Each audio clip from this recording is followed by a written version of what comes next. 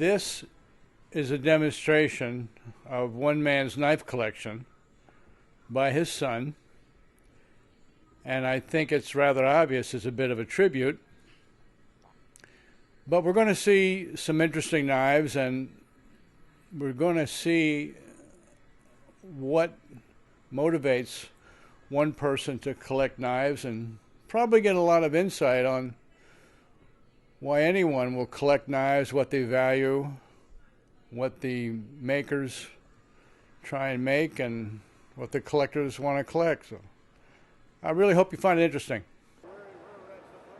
We're at the Cobb Galleria. This is Atlanta, Georgia. This is the Blade Show, one of the larger, maybe the largest knife show here in the United States. And the reason I'm here is because these cases were my father's. My father was a custom knife collector and a small-time maker. He never considered himself a special maker, but he did, over the years, become a pretty well-known collector.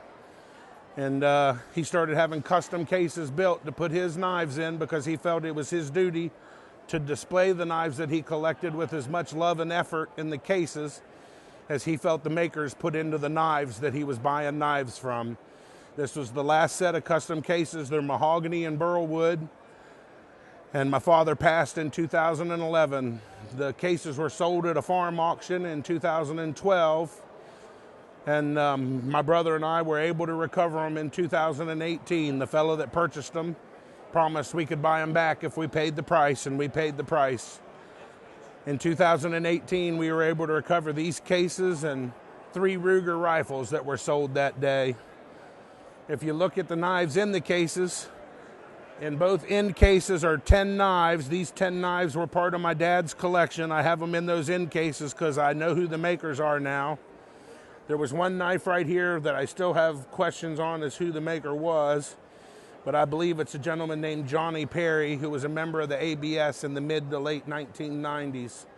I've got an email out to him, and as soon as he confirms it's his knife, I'll feel more comfortable about putting it out on display with what I consider part of my father's display.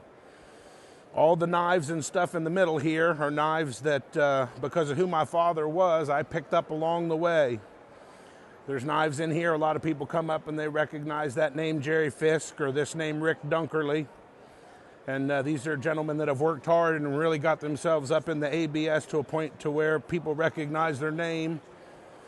To me, I knew what their name was because of who my father was. He was in that knife world, and he really respected these men. So when I came across knives of theirs at a price point I could afford, I bought them. But I'm going to be honest with you. My dad liked all knives, and he liked all makers, and he never spoke ill words towards people. I can tell you that I do know. Well, this knife up here, again, like I said, as far as favorites, now when it comes to having a favorite knife, I could say that he much preferred a carbon fixed blade Hunter. And my dad always referred to a knife he felt a maker should always make a bread and butter knife. No matter how big a maker got, no matter how much of a master smith he become, no matter if he could get 5 or 10 or 15,000, he still felt that a maker should always have a $300, $400, $500 knife on his table. He always felt that a maker should have a knife that a common man could buy for no more than a week's pay. That any maker who really wanted to put himself out there and get good deserved to get those high prices for those knives he made. But that to really service the common man, you lost touch with America if you lost touch with the man who could afford to buy your knife. And he always felt that his limit for a knife was about $500, no more than a week's pay. Any man should be able to buy a custom knife. Dad would have never wanted you to carry a factory knife once he knew what a custom knife was. As far as favorites, I know that that knife was one of my dad's favorite knives because of the grind. I apologize to the maker. I pronounce it P.J. Thomes. Some people have now told me at this show he pronounces it Thomas, P.J. Thomas. I don't necessarily know for sure exactly how the maker does it, but I've had people tell me both ways, P.J. Thomes or P.J. Thomas. And I bought that knife at that auction specifically because Dad talked a lot about fit and finish. But whenever my dad brought that knife out and let me look at it, the only thing he ever spoke to was the grind of the blade. How the blade on that knife was just ground to perfection. He was so proud of that knife, he felt that maker, Mr. PJ, had really perfected the craft of grinding a blade. There's a couple of Jason Knight pieces in here. Jason has become really big on a show called Forged in Fire. But Jason is a maker who, I worked as a chef in Charleston, South Carolina for a good 20 years. And Jason was a maker who came out of South Carolina. And one of the makers that took time with me let me come to his shop, showed me how to forge, showed me the difference between stock removal and forging a blade, and really helped me hone my craft as trying to become a fledgling maker. And I'm really proud of Jason because we both worked at a place called Middleton Plantation as a blacksmith doing living history. We spoke to the guests that used to come through that plantation, to the history of the plantation and slavery to their guests. And in return, we both got full use of that blacksmith shop. And I've watched Jason from the late 1990s to the early 2000s to now go from being a want-to-be knife maker to being someone that most people recognize now as one of the best knife makers in America. I know for a fact that the knife in my dad's collection that he considered his first collector's piece he bought in '74. The oldest knife in this case to me, I honestly believe would be this Rick Dunkerley piece. And the reason I say that is because even the Jerry Fisk piece is a Journey Smith piece. This Rick Dunkerley piece is actually stamped under the name Baldy Mountain Forge. Rick Dunkerley, before he was in the ABS, was making knives, and it was my understanding that he wasn't marking his stuff like the one on top with the last name Dunkerley. He was marking them under the forge name Baldy Mountain Forge. So in my opinion, the oldest piece is the Rick Dunkerley Baldy Mountain Forge Burden Trout. I can kind of give you some of the information. This is a knife made by a man named Mr. Larry Fagan. This is one of the pieces that my father collected. It's out of my father's collection. And I know that Mr. Fagan came to this show because when I came to this show in the mid-2000s, around '03 or '04 with my dad, I met Mr. Fagan. But Dad bought this knife off the secondhand market. It was actually made for another man in Montana. And after that man passed, his son sold some of his collection. And like I said, my dad was really into carbon fixed blade hunters.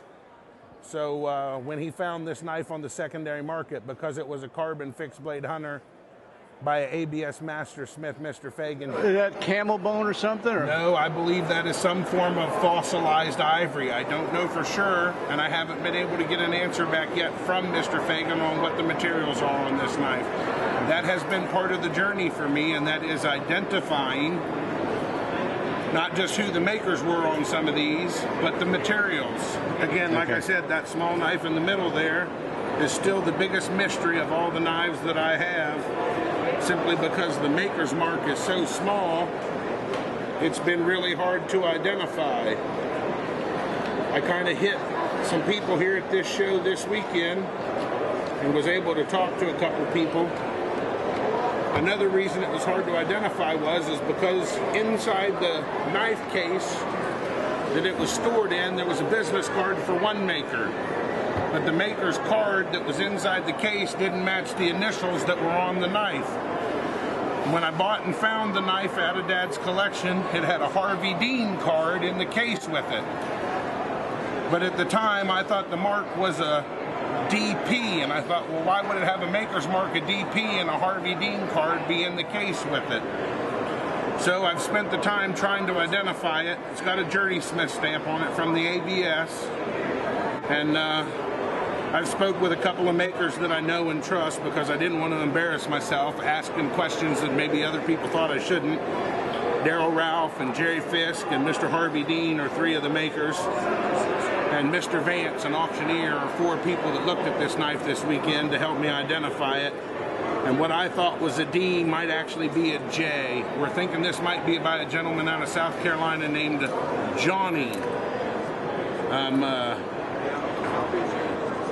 It would have been JP, Johnny Perry. When I got into the ABS and looked through the things, there were actually two John Perrys in there, one John Perry and one Johnny Perry. But due to the thickness of the tang and the style of the knife. A couple people have seemed to think that it was probably made by a gentleman named Johnny Perry out of South Carolina. I've taken some pictures of the knife and emailed them off to him, but I haven't got a response yet on that one. So the bolster's brass? I'm going to say that they are brass, but I can't confirm any of it really until he tells me for sure. But just by the way they patina, I'm sure there's some form of brass.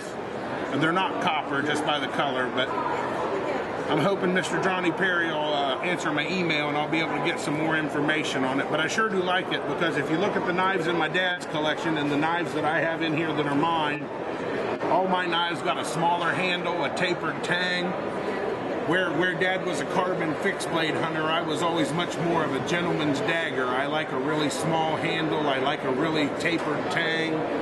I've always liked for the knife to be small. I like for the handle to be small and fit in my hand, because I want to feel like I'm controlling the blade. I don't want to feel like the handle's controlling me. Okay. Joe, go ahead. Thanks a lot, man. Appreciate it. No problem. I appreciate that you even spent the time to come over here.